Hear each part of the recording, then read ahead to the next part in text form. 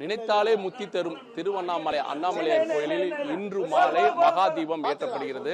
இதற்காக 2668 அடி உயர மலை உச்சியில் கொப்பரம் மூலம் தீபம் ஏற்றப்படுகிறது. இதற்காக 1500 மீட்டர் காடா துணி பயன்படுத்தப்படுகிறது.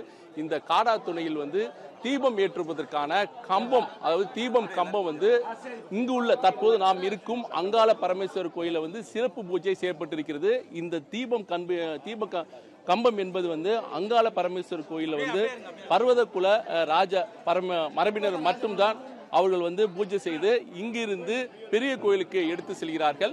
பெரிய கோயிலில் அவர்களுக்கு பரிவட்டம் கட்டி ராஜ மரியாதை செய்யப்பட்டு அவர்களுக்கு 1500 மீட்டர் காடா துணி ஒப்படைக்கப்படுகிறது. அங்கிருந்து அவர்கள் மலை உச்சிக்கு எடுத்து செல்லப்படுகிறார்கள். இது குறித்து அவரிடம் கேட்கலாம். சார் வணக்கம் சார். அந்த தீபம் ஏற்றுறதுக்கான தீபம் கம்பம் பூஜை செய்யப்பட்டு இப்ப கோயிலுக்கு போறாங்க. அங்கிருந்து நீங்க காடா துணி வாங்கிட்டு மலை உச்சிக்கு போறாங்க. இது எதற்காக உங்களுடைய மரபினர் மட்டும் எடுத்து செல்றாங்க சார்? பர்வதராஜ குலம் எங்க குலங்க. எங்க குலத்துல பார்வதி தேவி பிறந்து அந்த பார்வதி தேவியை நாங்க ஈசனுக்கு மனம் முடிச்சு கொடுக்கிறோம். மனம் முடிச்சு கொடுக்கறதால ஈசன் எங்களுக்கு கொடுத்த பணி இது.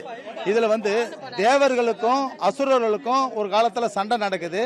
அந்த சண்டையில அசுரர்கள் பகல்ல மீனாவும் இரவுல அசுரர்களா போர் நியாதிக்கு ஆப்போசிட்டா செய்யறாங்க. அப்ப எல்லாரும் போய் தேவர்கள்லாம் ஈசன் கிட்ட முறையிடும் போது ஈசன் சொல்றாரு, சரி நான் உங்களை காப்பாத்துறேன்னு சொல்லிட்டு பர்வதராஜன் எங்க மகாராஜா எங்க குலத்துல ராஜாவை கூப்பிடுறாரு. கூப்பிட்டு அந்த மீனெல்லாம் பிடிச்சு அழிக்க சொல்றாரு. அப்போ எங்க பர்வதராஜன் கேட்கிறாரு, ஐயா இந்த மீனெல்லாம் அழிக்கிறதால குலப்பழி எங்களுக்கு சேருதுன்னு. அப்ப குலப்பழி உங்களுக்கு வராது, உங்க குலத்துல பிறக்கிற பார்வதி தேவியை நான் மனம் முடிச்சுக்கிறேன். மனம் முடிச்சுட்டு திருவண்ணாமலையில தீபம் ஏத்துற உரிமை உங்ககிட்ட கொடுக்குறேன். நீங்க தீபம் ஏத்தன அன்னைக்கு அண்ணாமலைக்கு அரோகரான் பக்தர்கள் சொன்ன அடுத்த நிமிஷம் நீங்க செஞ்ச பாவம்லாம் விலகிடும்ன்ற மாதிரி ஒரு ஐதீகத்தை கொடுத்துருக்காங்க. இந்த அண்ணாமலையார் கோயில் உருவான காலத்திலிருந்து எங்க மூதாதையர்கள் இருந்து நாங்க அப்படியே வம்சாவழியா செஞ்சுட்டு வரோம்.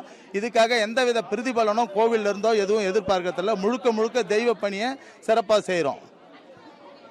வருஷம் மகா தீபத்தன்னைக்கு நீங்க ஏற்று போய் நீங்க தீபம் ஏற்றுறீங்க. அதுக்கடுத்து 15 நாள் தொடர்ச்சியாக தீபம் எரிஞ்சு கொண்டிருக்கோம். 11 நாள் எரிஞ்சுக்கிட்டு இருக்கோம். அந்த பணி யார் பாப்பா? எல்லாமே எங்க வம்சாவழியில எங்க அண்ணன் தம்பிங்க மாமா மச்சான் நாங்க தான் பண்றோம். எங்க குடும்பத்துல தான் நாங்க செய்யறோம்.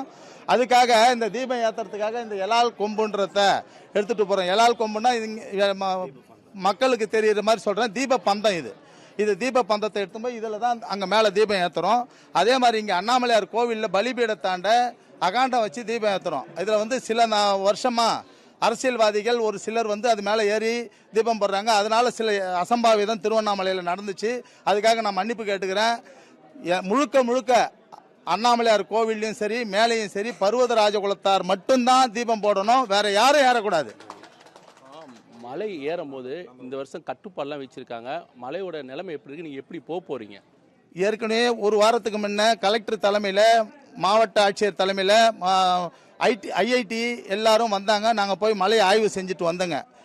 நாங்க மலை ஏறுற பாதையிலயோ எதுவும் எந்தவித பாதிப்பும் இல்லை. இருந்தாலும் பக்தர்களுக்கு எதுவும் உயிர் சேதம் வந்துடும் அரசாங்கம் சரியான முடிவு எடுத்து வெறும் தீபம் போடுற எங்களை மட்டும் அனுமதிச்சு தீபம் போட்டுவாங்க. ஏன்னா அந்த தெய்வ பணி நிக்க கூடாதுன்றதால உறுதியா இருக்காங்க அரசாங்கம்.